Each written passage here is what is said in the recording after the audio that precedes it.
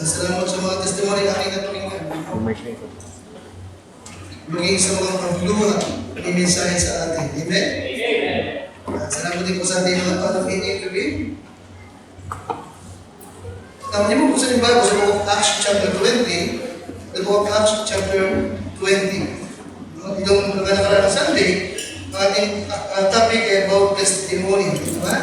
Sa ating pagsasalita sa ating pagkilos at pag-uugali, no?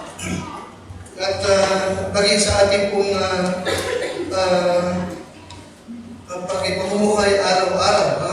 At yung pong ating pagbabago na mahalagang makita ng Diyos at mahalagang makita ng lahat ng tao sa ating paligid, sigit sa lahat, sa ating mismong mga tahanan.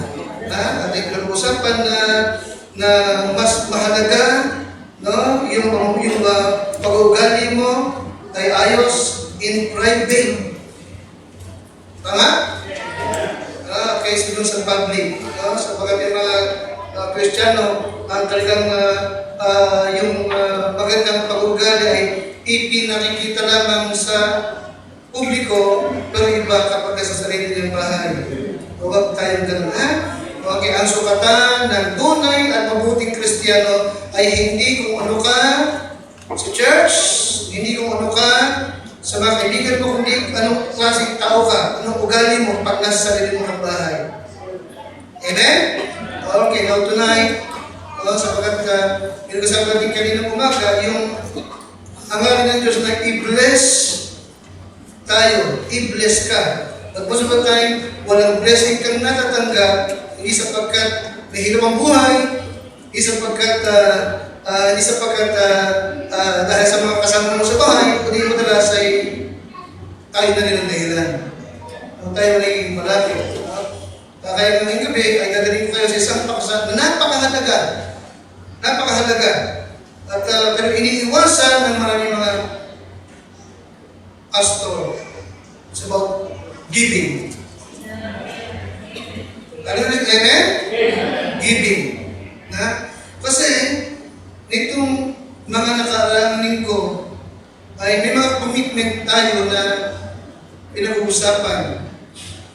At hanggang muli ng umaga ay meron tayong commitment para sa ating evangelistic campaign dito sa Angeles. Itong Biyernes po na darating.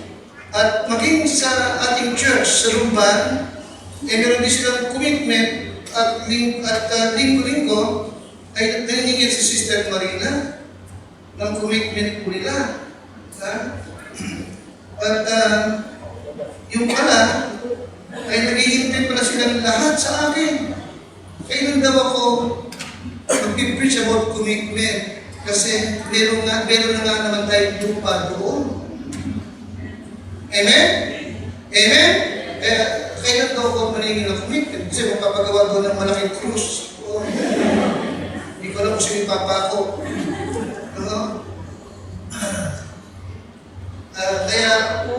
Kaya sabi ko, sige, hindi, talagang gagawin natin naman talaga yan. Dapat nga lamang talaga, this coming Sunday, ay nasa Angeles ako. Pero huwag kayo magkala, may commitment naman talaga tayo sa mga commitment na. Amen? Pinalang pagkapatayo at pagbabago. Who knows, baka bibigyan natin tayo ng member dito sa Santa Cruz na bigyan ng mga milyones. Amen? Amen? Sana. Amen, isa? Salamat na lang, no? Sapagkat yung mga member natin naman, ay nakita ko naman at pagka talagang ang pinag-usapan ay about commitment, ay talagang nagkakaloob. Talagang nagbibigay po sila. No? Okay? Pero, of course, isa sa tanong ay, bakit ka ba nagbibigay? Amen? Bakit ka ba nagbibigay? Ano bang dahilan at nagbibigay ka? Importante pa ba yung kadahilanan bakit tayo nagbibigay? Mahalaga pa ba yun? Hindi ba mahalaga na lang yung pera na lang? Now, itong mga politikong ito na ating kilala, no? Talagang nagbibigay sila ng pera sa mga tao.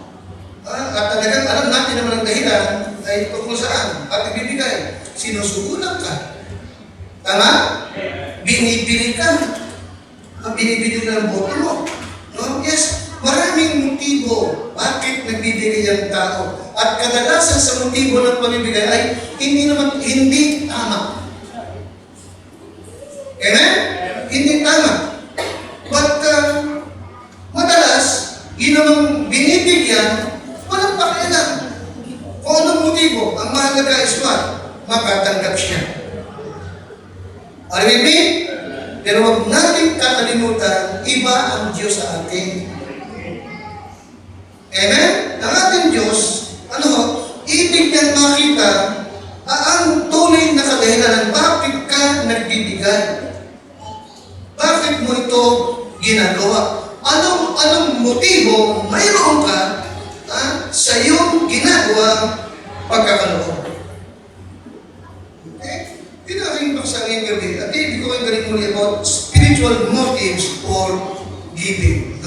Ang ibang pagkakaloob ay ang motibo ba nito ay spiritual? Or what? Tayo natin ito ngayon. Tayo po'y pray. Panginoon, aking dalangin, dakilan niyo sa mensahe po ngayon kami. Lord, patuloy kong dalangin na turuan mo po kami. Itama mo po kami. Ayusin ko po yung puso, buhay ng bawat isa sa amin. Ako po yung palingkod, napapasakop sa iyo, at narito, gamitin mo lamang dakilan Diyos. Hinihiling ko ito. Wala akong magagawa kung wala kang Panginoon. Umaasa po lamang ako sa iyo. Sa pangalan po ng aming Panginoon Jesus. Amen. Now, ano ang motibo na meron ka? Ito ba'y matuwid? Ito ba'y katanggap-tanggap sa Diyos? Okay, what is your motive? Sa iyong giving. Now, number one, yes, ito ay importante sa ating Diyos.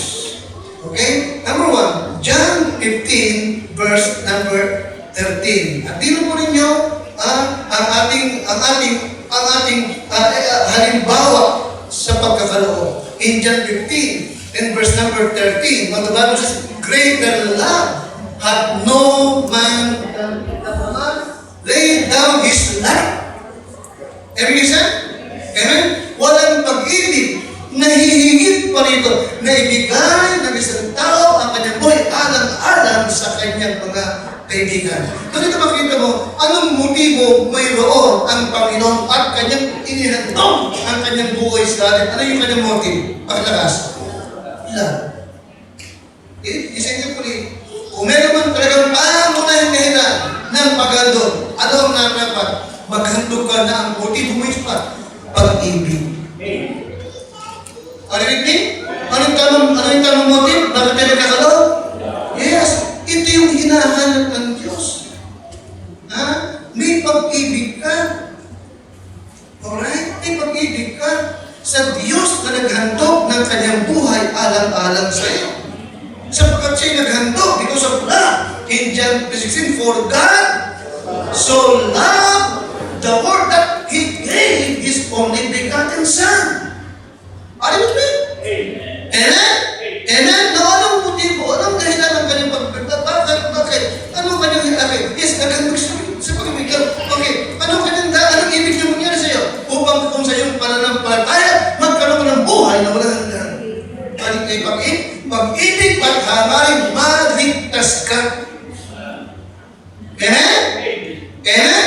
Pag-ibig at hangarin, maligtas ka. Isipin mo na lang. Yung inibig niya, makasalanan. Amen? Yung inibig niya, ungodly. Tama ba ako? Romans 5:8 and Romans 5:9. Amen? Yung inibig niya, patay sa pagkakasala. Pero sa kabilang lahat, inibig pa rin niya at pinaghandugan niya ng kanyang buhay. Matuwid lamang, tama-tama, na yun din ang kanyang hinahanap at ibig niyang makita pag nagkakaloob ka para sa kanya, pag-ibig. Amen siya? Amen? Amen? Ang punto siya ika. Kaya nga sabi nga, in 1 Corinthians 13, kung walang pag-ibig, walang kabuluhan. Okay. 1 Corinthians chapter 13. Unang Korinto, Chapter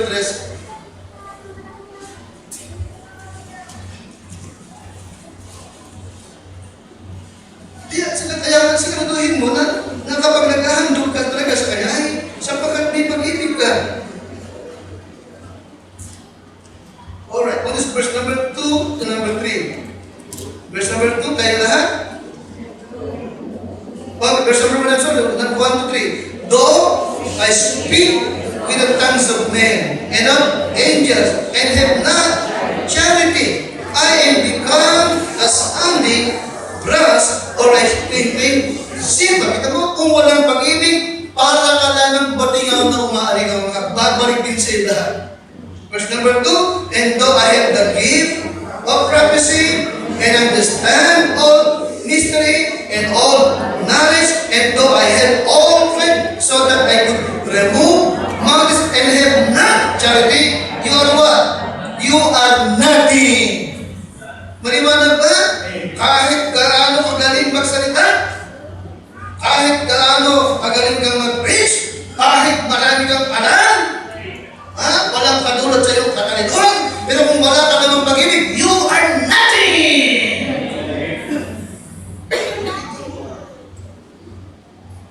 Kaya napakahalaga na siguraduhin mo pag-ibig ang unang kadahilan bakit ka nagkakaloob. Amen, Krista? Amen? O sige. Alsimin lang. Okay? Alsimin lang. Paano mo mapapatunayan iniibig mo siya? Anong magagawa mo para patunayan mo may pag-ibig ka sa kanya? Ano yun? Also, verse number 3, tayo na. And though I bestow all my goods to feed the poor, and though I give my body, kahit pa ihandog ko ang aking kayamanan para mapakain ng mga dukha, kahit pa ipasunog ko yung aking katawan, kung wala naman akong pag-ibig, walang papakinabangin sa akin. Ako naman yung binabasa niyo? Kung gaano kahalaga yung lahat. Now, remember, si Mary Magdalene. Alam niyo yung huling araw ng Panginoon sa Bethany, malapit na siyang ihandog yung sarili sa Kalbaryo. Nagtungo siya ng Bethany at pumasok siya sa bahay ng magkakapatid. Kaninong bahay yung pinasok niya? Sino nakatira? Si Mary Magdalene. Sino pa? Si Martha at si Lazaro. Amen? Pagpasok ng Panginoon, itong si Martha ay agad siyang nagpunta ng kusina para ipagluto ang Panginoon. Samantalang si Mary, pumasok ng kanyang kwarto, paglabas, bit-bit ni Mary yung alabaster box of ointment. Ano yung sini? Amen? Anong klaseng pabango yung alabaster box of ointment? Gaano ang halaga? Pakinagas, magkano yung alabaster box of ointment? Katumbas ng 1 taon na sweldo ng manggagawa. Pinapitan. Amen? Namahaling klase ng pabango. Tama ba ako? Amen? Anong ginawa ni Maria? Binasag yung pabango at ibinuhos lahat sa ulo ng Panginoon. At kinuskos yung kanyang ulo, kinuskos yung kanyang paa. Amen? Amen? Amen? Yung pabangong pinag-ipunan niya sa loob ng isang taon, inubos ng lahat. Di ba? Upang ipahid lamang sa ulo at paan ng ating Panginoon. Nabigla yung marami. Hindi mo ba? Tama mo? Hindi nagustuhan ng iba. At ang tingin ng iba, nagsayaw lamang si Maria. Pero hindi ko makita nyo, sinaway sila ng Lord. At sabi nila, hayaan nyo siya. Tama yung kanyang ginawa. Now, kung tatanungin mo, Maria, bakit mo ginawa ang lahat na ito? Hindi ka ba nagsayang sa iyong ginawa? Anong dahilan ng iyong ginawa nito? Anong isasagot ni Maria? Sa panaginip mo. Tatlong bagay ang ating natutuhan. Number 1, huwag niyong kakalimutan, si Maria Magdalena, bago pa dumating si Kristo sa buhay niya, siya po'y alipin ng demonyo. Hindi ba 7 demonyo ang pinalayas ng Diyos sa kanya? Luke 8. Ano ba? Amen? Maria, bakit mo ginawa yan? Ano sabi mo yan? Iniibig ko si Jesus na nagpalaya sa akin mula sa pagkaalipin sa mga demonyo. Ano pang dahilan? Sinasagot. Hindi ba kuya na sinasagot? Bulok na, patay na, pero binuhay pa ng ating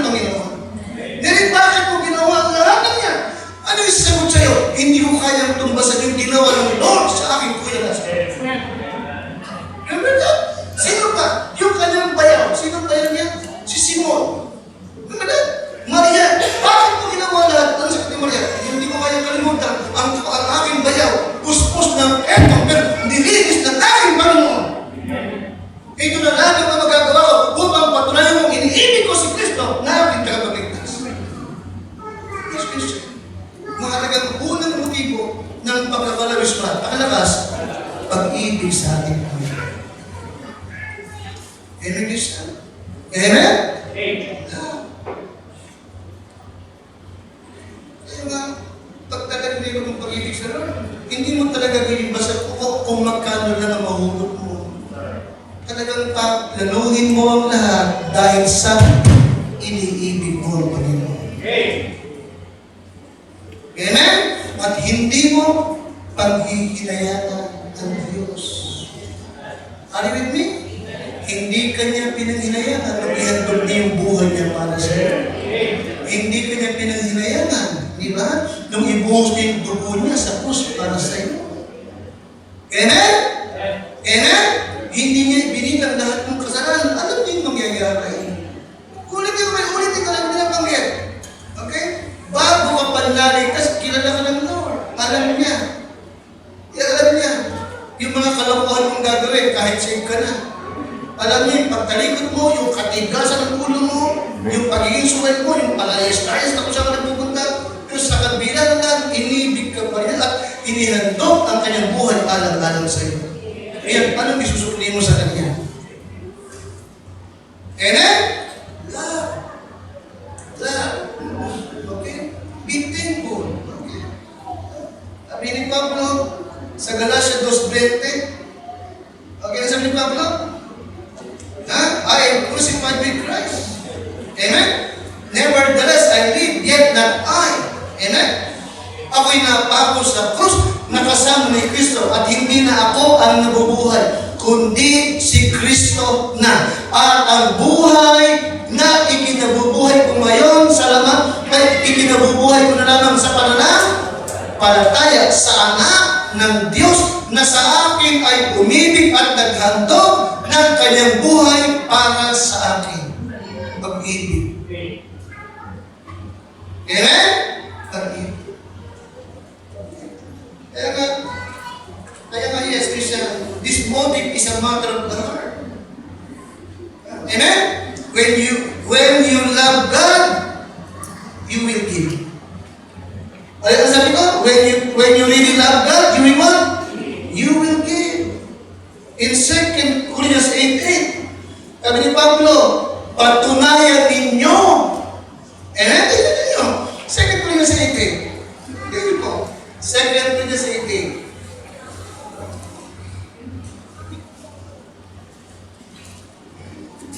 In 2 Corinthians 8:8, alright, tayo po lahat ready? I speak not by commandment, but by occasion of the forwardness of others, and to prove what?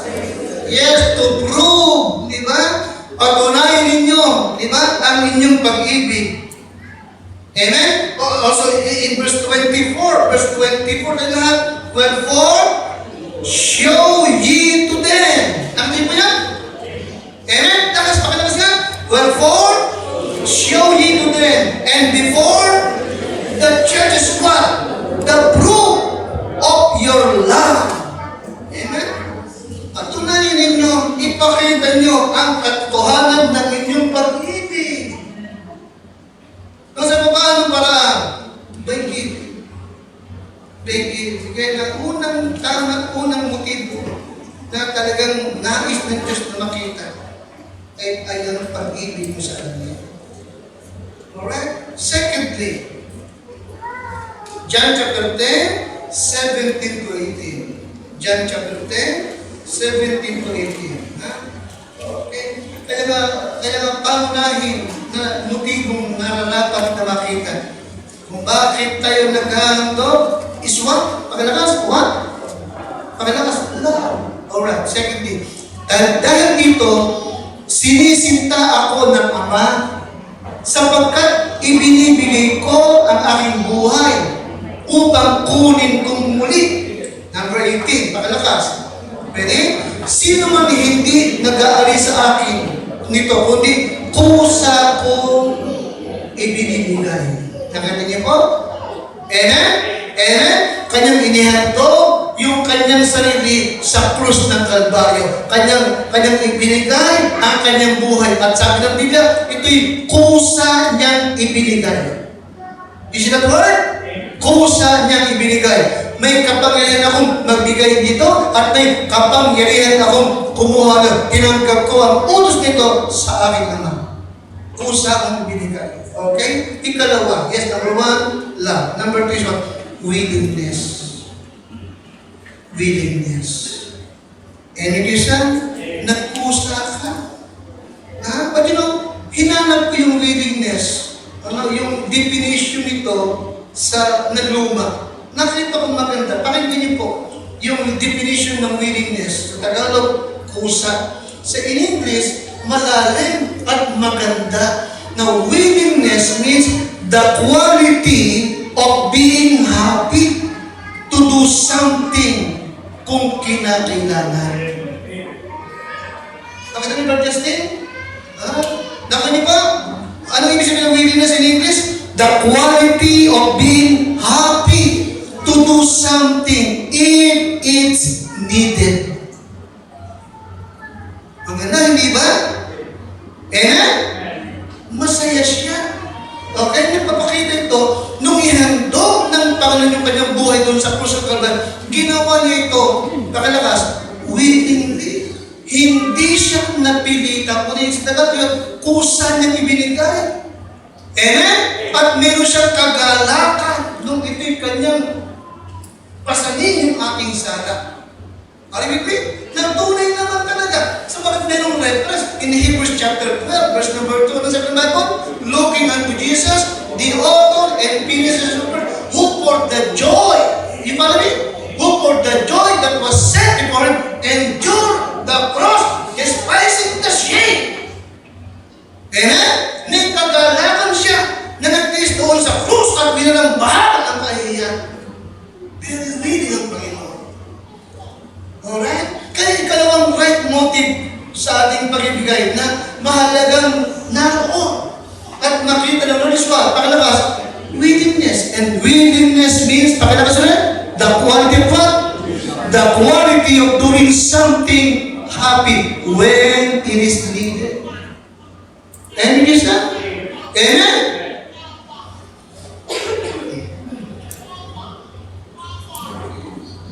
Kaya nga hanggang maaari, no? Pag may giving tayo, walang pilitan. Hindi tayo nimilit.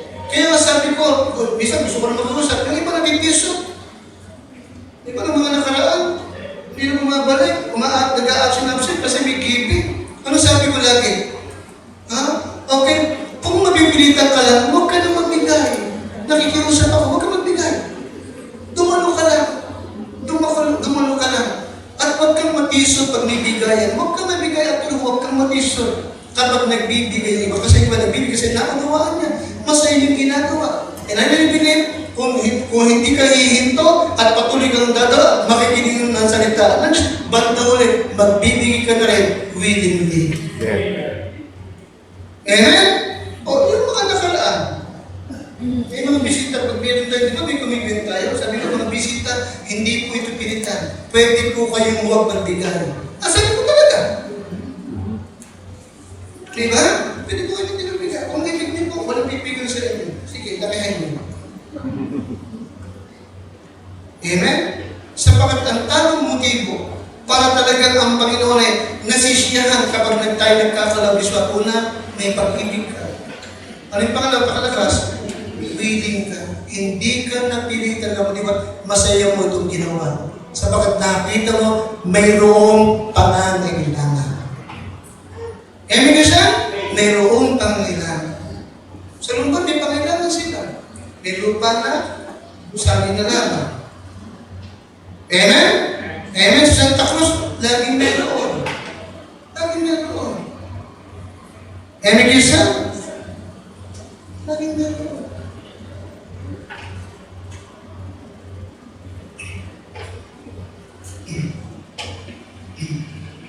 Kasi ano, kailan ba darating wala yung kailangan? Kailan ba darating? Palagyan ba? Kailan darating ang wala tayong kailangan? Sabi ko, kailan? Kailan darating na wala na tayong pangailangan? Kailan?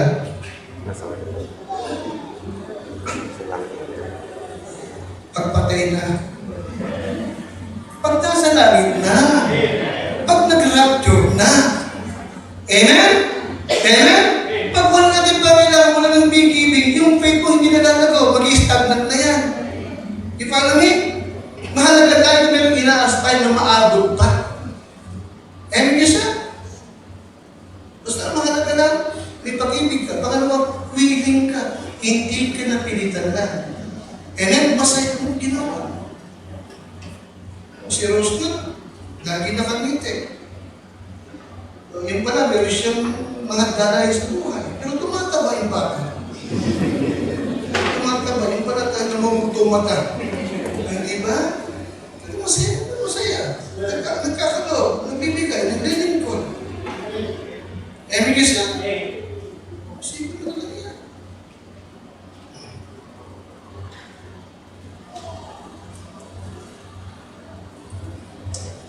Willingness. In 1 Chronicles, in 1 Chronicles, chapter 29,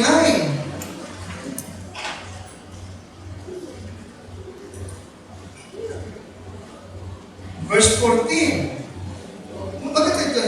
Ito isa lang natin, 1 Chronicles 29 and verse 14.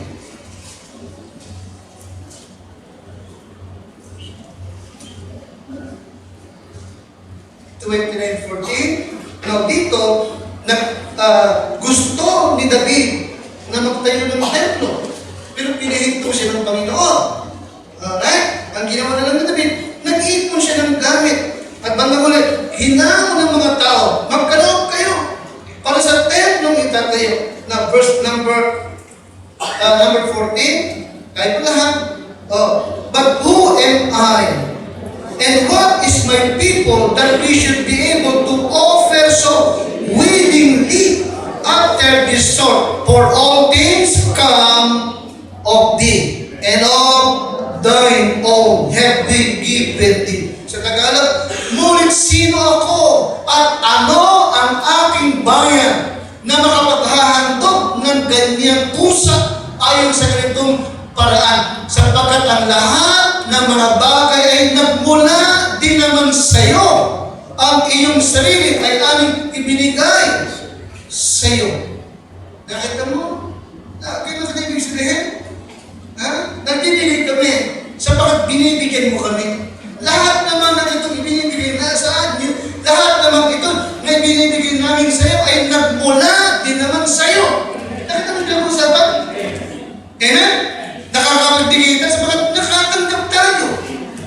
Kung wala naman ikaw nakatanggap, wala ka naman blessing, di ba nakabigay? Pero sino Kristiyano makakapagsabi mo na sa blessing? Dapat nabuhay ka, nariyan ang pinagpala ka ng Panginoon. Amen? Kumain ka ba kanina umaga? Opo. Kayang tanghali? Opo. Nagkarienda ka ba? Opo. Pag-uwi ba, may kakain ka? Opo. Hindi may blessing ka. Amen? Bukas may trabaho ba ang pasok? Meron po. Amen ka siya? May naman ba pitaka mo? Sago, meron ba naman pitaka mo? Opo. Ako wala. Amen. Amen ka siya? Super blessing ka. Let me remind you, lahat na meron ka, nagmula din naman sa Kanya. Amen. Anong kailangan lang? Willing kang magkaroon. Willing kang magkaroon. Natutuwa ako sa testimony ng gusto tatay sa atin. Gusto niyang pagtiwalaan pa niya ng Diyos ng marami. But of course, para pagtiwalaan ka ng Diyos ng marami, maging tapat ka sa kakaunti. Ang tapat sa kakaunti, tapat din sa marami. Okay? Pag-ibig, pangalawa, willingly. Willingly. Hindi mabigat sa loob. At hindi napipilitan lahat. Pangatlong bakit? Pangatlong bakit? Matthew 6, 19 to 20. Okay? I-especially, mahalaga yung tamang motibo. Mahalaga na tama ang kadahilan mo. Bakit ka naghahandog? Hindi basta nakapagbigay lamang, kundi importante yung motive. hinahanap yun ng Panginoon. Sapagat siya umibig. Sapagat siya kusa naghandog at yun din ang ibig niyang makita sa atin pare-pareho. Pakipang bakit? Matthew 6:19 to 21. Matthew 6:19 to 21. Now, Matthew 6, verse number 19. 19, dyan kayo? Okay, 6:19.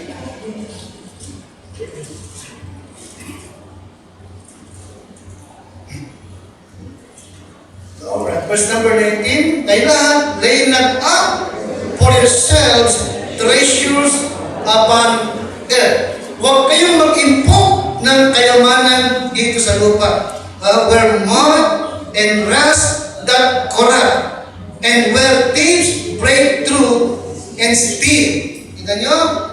Number 20, pakalakas. Kundi mag-ipong kayo ng mga kayamanan sa langit. Doon, hindi sinisira ng tanga, kahit ng kalawat, at doon ay hindi nabuhukay at hindi nagnanakaw ang magnanakaw. Nakarinig mo yan? Tinuturuan kayo, mag-impo kayo ng yaman sa langit, huwag lang sa lupa. Alright? Number 21, pakalakas, sapagkat kung nasaan ang iyong kayamanan, naroon din naman ang iyong puso. You see? For where your treasure is, there will your heart be also. Ng pangatlong bagay na mahalagang motibo ng pagkakaloob ay affection. Affection. Affection. Okay? Bali sabihin mo, Pastor, hindi ba pareho lang yung love and affection? Pareho lang ba? Magkaiba. Okay, magkaiba. Now, love, nakikinig ka sa akin? Love is directed to a person. Love is what? Directed to a person. Now, affection is directed to a place. Yung love para sa person. Yung affection ay saan? Place. Arinig? Amen? Brother Arnie, meron ka bang lugar na mahal sa'yo? Lugar, hindi sister. Hindi yung tao, ha? Meron ka bang lugar na mahal sa'yo? Ha? Para pwede ka, lugar. Na pag nakikita mo, para bang napakulong ka na, merong nagtawag mo?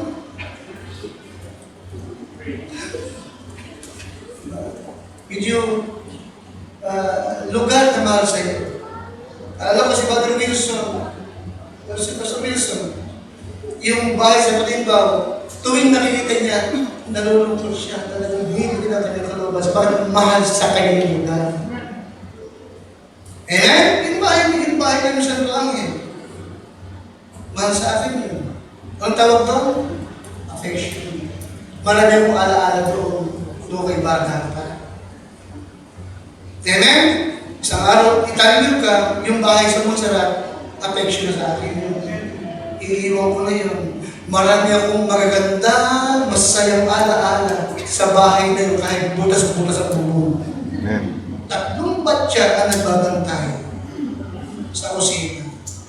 Kung ibig na patunayan, pumunta kayo mamaya. You see? Pero ganun pa man, pag wala namang ulan, wala namang tulog. Walang batya. Hindi ka na papagawa yan, alas ka na doon eh. Pero ganun pa man, napamahal sa ilang taong kami doon? 20 years kami doon. Okay? Love is directed to a person. Affection is what? Directed to a place. May lugar na mahal sa iyo. Amen? Amen? Sa bakit yun lugar na marami kang magandang alaala na nagugulitan mo. Amen? Masasaya, di ba? Masasaya ang alaala. Alright? Okay. Yung lugar na doon ka pinanganak, yung lugar na doon ka nagbinata. Alam mo rin?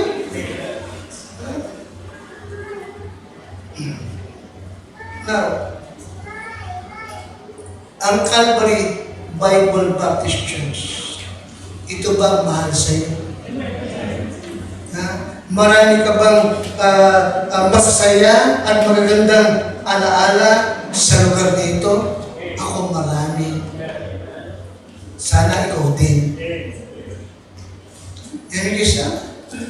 Amen? Nakikita ko, Mother Arnie, yung mga mayayabang tao.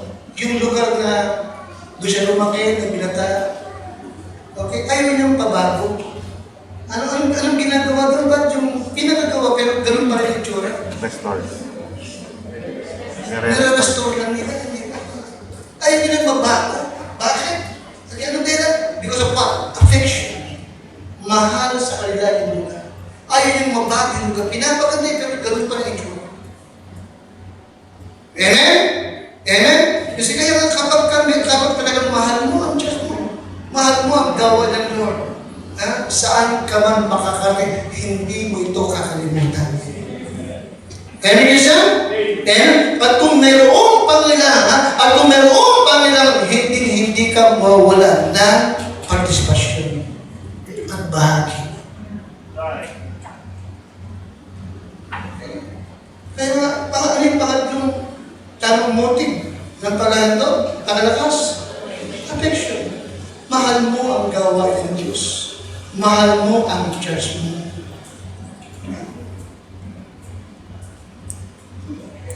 In Colossians chapter 3, verse number 2. Colossians 3 and verse number 2.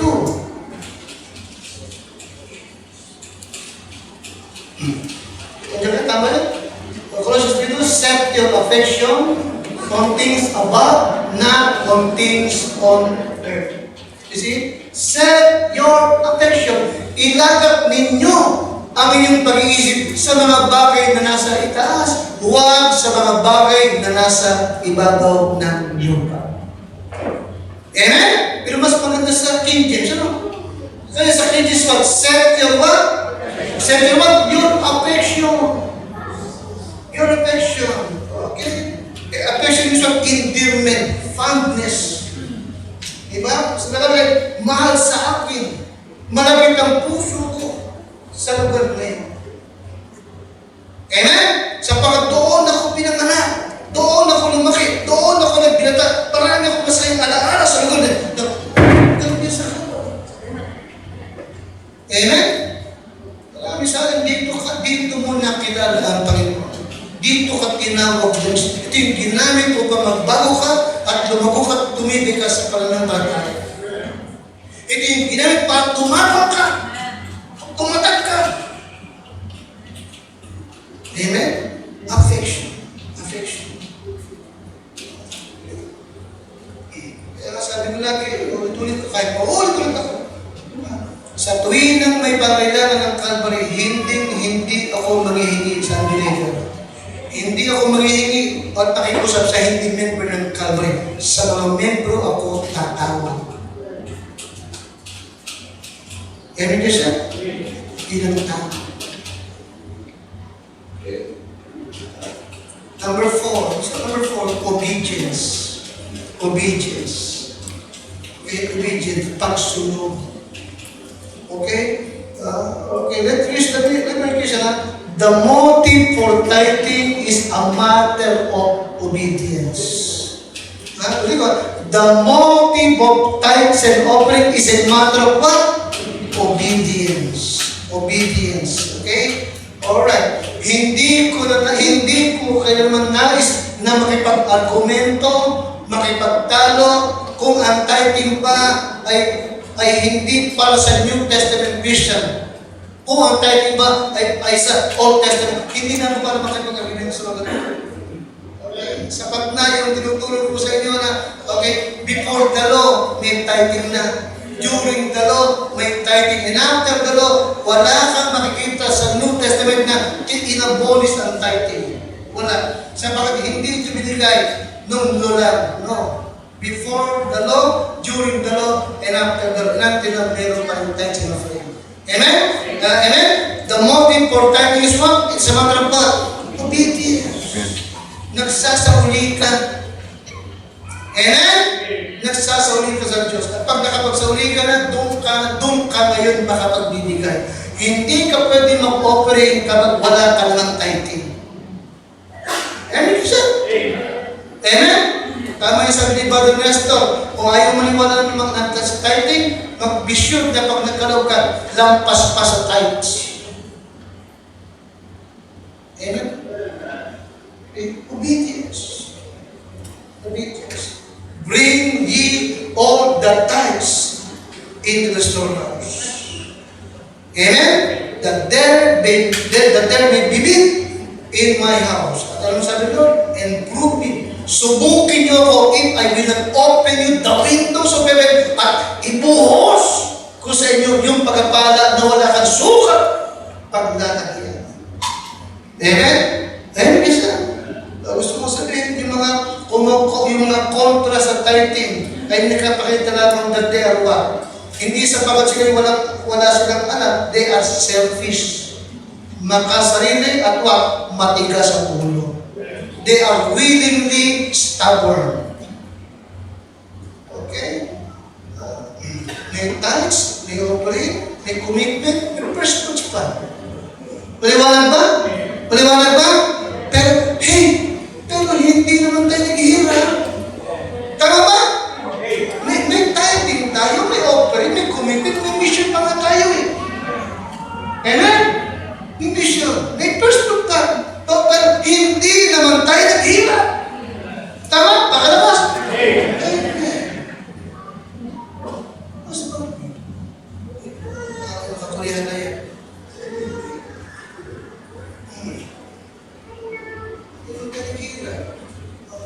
Brother Mami, ano sabi ng mga kaklase mo, talas ko, ando mga member dito, lakas mo mga nila.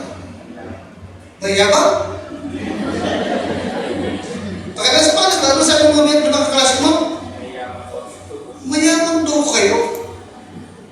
Ano kayo, hindi mayabang. Pinagpala ng Panginoon. Of course, ayoko magyabang, pero nakakataba ng puso, di ba? Ganun ba? Hindi pa lang yun. Hindi mo sa mga membro pangkarniwanan. Ang tingin pala iba may bumaya. Kasi natuto tayo magbigay ng tama. Amen? Kaya ngayong gabi, ay ibig ko lang ipaalala na huwag mawala sa atin yung motibo ng pagkakaroon. Be sure na nagkakaroon ka sa pag-ibig ka. Mahal mo, Panginoon. Mahal yung gawain niya. Amen? Pangalawa is what? Willing ka. Masaya mo itong ginagawa.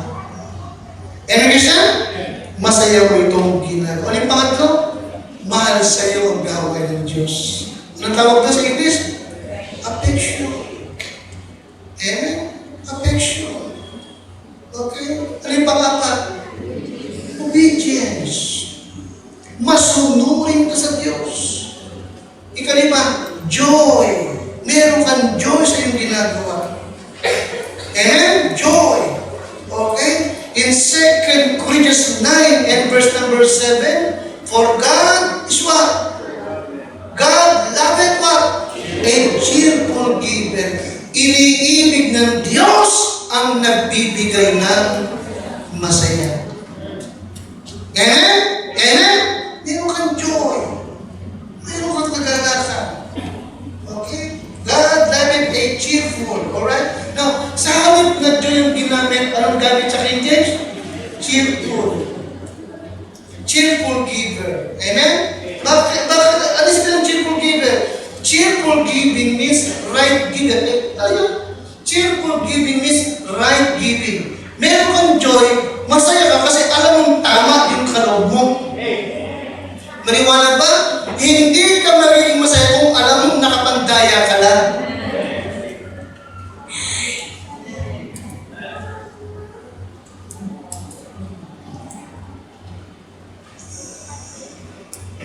Palagay nyo, yung mga politikong nandaya, masaya talaga. Mga anak, masaya tayo, panalo tayo. Pero, nandaya ko lang daw dito. Totoo lang. Paano magsaya sila, pero pag deep inside, alam mo sa sarili,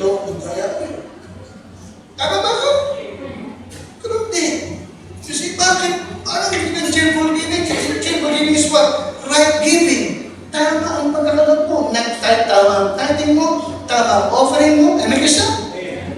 Amen? May commitment ka, nag-first fruit ka, may dahilan ka para magsaya. Sa bakit hinihintay mo yung pagkilos naman ng Diyos. Cheerful giving, it means what? Right giving. Ano yung pangalawa? Cheerful giving means what? You are giving the best. Cheerful giving means right giving. Cheerful giving means pangalawa, you are giving the best. Amen?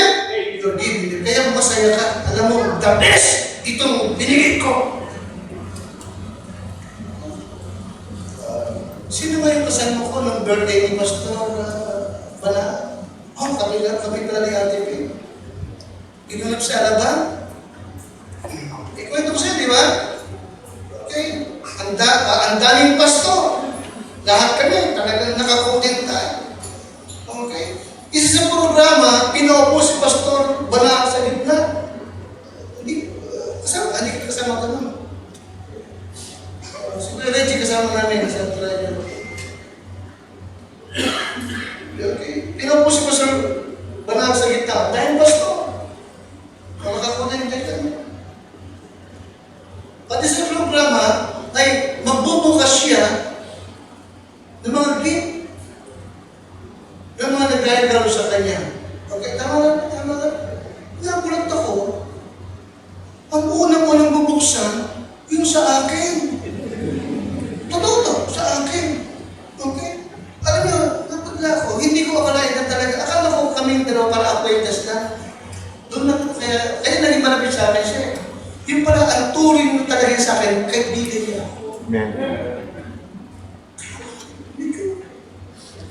Nakapokus lang sa akin. At nakapokus lang sa gift ko. Buti na lang, nakinig ako sa asawa ko. Totohanan to, aminin ko sa iyo. Sabi ni Ate Pimaro, Daddy, anong regalo natin kay Bala? Sabi ko, Dad, mayaman yun. Huwag na, kahit mo natin, binay, basta mahal na makita ako doon. Totoo yan. Hindi sa akin nangungulipot, kundi mayaman naman yun eh. Ibigay ko to. Di ba, hindi nyo ang regalo ng palungas ng membro? Everest? Mount Everest? Pag-version ba? Pwede ito yun eh. Can you imagine that? Pinag kami natin ko, ba't tayo nakakahiya? Kasi ito regalo ka? Ay kasi, hindi kami ng regalo. Magandang baro. Onesimus ba tayo? Onesimus. Magandang baro. Can you imagine isa? Nung pala pagbubuksan siya, ang inuna sa akin, kasi turi niya kaibigan ako. Binuksan nga. At pagbukas, inilabas pa yung barong. Ginano. Sabi nung gusto, ang ganda! Salamat po. Tuwang-tuwa ako. Eh kung ang nangyari ay pamaypay binigyan. Kahit mayaman naman siya. O kaya ay wall clock. Sa unisan. Eh yung unisan ba yun? Unisan. Salamat ka lang. Mamahalin ba rin? Kasi kaya nga nung ginulong ako ay, sa akin ang mabuksan. Naku po, buti na, panapig ako. Naku, ako'y nagtipid. Kaya, hindi ako magsasaya. Amen? Kaya mga tatay, matutong makinig sa asawa. Hindi kayo laging tama. Amen? Yun ang aking Holy Spirit. Cheerful giving means what? Right giving. Right pangalawa? Giving the rest. Amen? Kaya kung magkaloob ka cheerfully. Amen? Para cheerfully means what? Tama ang kaloob mo. Ano yung pangalawa? The best. The best of God. Okay? The best and generous. Okay? Now, of course, panganin, generosity. Generosity. Christian who understand the blessing of giving, give generously. Generously. Okay? Nakita ko yung, bibilis ako na, nakita ko the word generosity means unrestrained. Generosity means what? Unrestrained. Kasi ano yung unrestrained? Walang pigil. Amen? In other words, unlimited. Tama ba ako? Unlimited. Hindi sa'yo, oh, tama na yan. No, unlimited. Amen? Amen, sir? Sapagat ang Diyos kung nagkaloob, unlimited din. Tama ba ako? Walang tigil ang kanyang pagkakaloob sa atin. Mula nang tayo manikas, naghandog siya at magpahanggang sa kayo, naghahandog pa sa atin. Amen? Bakit naman ako magbibigay? Samantala na siya, walang tigil ang pagkakaloob sa akin. Are you with me? Amen? Kaya be generous. Huwag kang magkakaloob ng tira-tira na lang. Be sure na inuna mo lagi ang ating Panginoon. Yan guys na. Generous. Okay? Ang sabi ng Panginoon, in 2 Corinthians 9, 6-11, ang nagtatanim ng kaunti, aani ng kaunti. Ang nagtatanim ng marami, of course, marami ng kaunti. Datapag, sinasabi ko, ang naghahasik ng bahagya ay aani ng bahagya. At ang naghahasik ng sagana, what? Yes, aani din ng sagana. Anong itinuturo sa atin? Sa ating pagkakaloob, huwag kang magkaloob ng may kakaliputan. Be generous. Amen? Amen? Anong tamang motibo? Is what? Generosity. And generosity means what? Unrestrained giving. Unrestrained giving. Okay. Lagi mong tatandaan, hindi mo kayang lampasan ng Panginoon. Follow me? Hindi mo siya kayang lampasan. You cannot outgive God. Laging mas marami siyang magbibigay sa iyo kaysa ibinigay mo na para sa Kanya. Amen? And then, okay. At ika-pito and panghuli na ito, thankful. You are thankful. Thankful. 2 Corinthians 9:15. 2 Corinthians 9:15. Nagkakalog tayo na motibo is what? Para pasalamatan siya. Okay? Okay? Thankful. Okay? Nagbibigay ako bilang pagpapasalamat. Okay? Okay? Ito ay thanksgiving. Ito ay thanksgiving.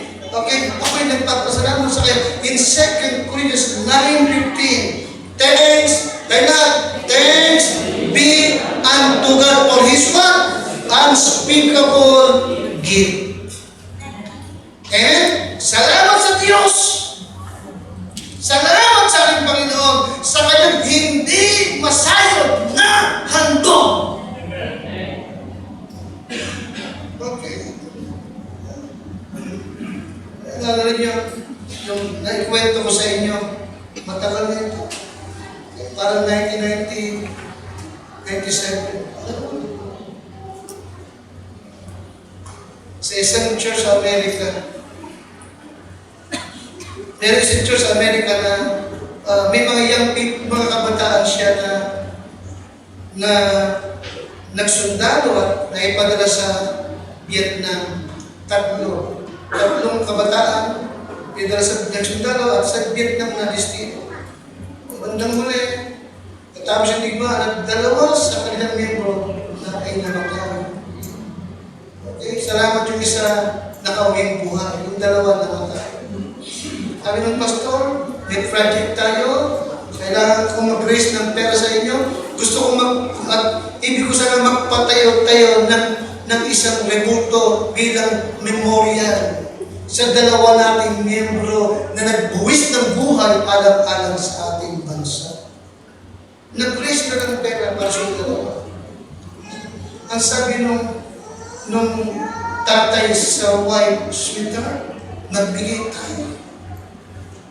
Magbigay tayo. Kaya natin.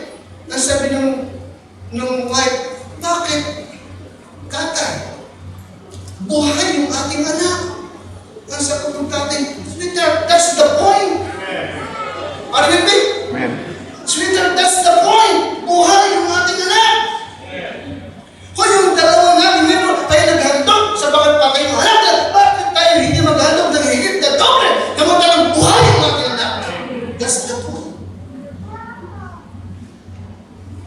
Amen, Krista?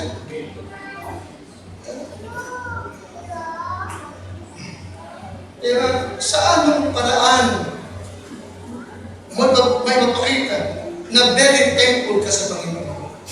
Isa, dito ibig makikita na ito yung isa sa pinakamagandang paraan upang maipakita natin na very thankful tayo sa Diyos. Amen, isa? Faithful giving. Generous giving. Amen, isa? Amen? Kaya sa tunay, ano ang motibo mo sa iyong pagkakaloob? Dapat ka ba sa Kanya? Generous ka ba sa ating Lord? Pag-ibig ba talaga ang dahilan? Yes, nagkakaloob ka, pero ito ba'y ginagawa mo na masaya ka? Mayroong kasayahan sa iyong puso? Tayo ka rin. Habang natin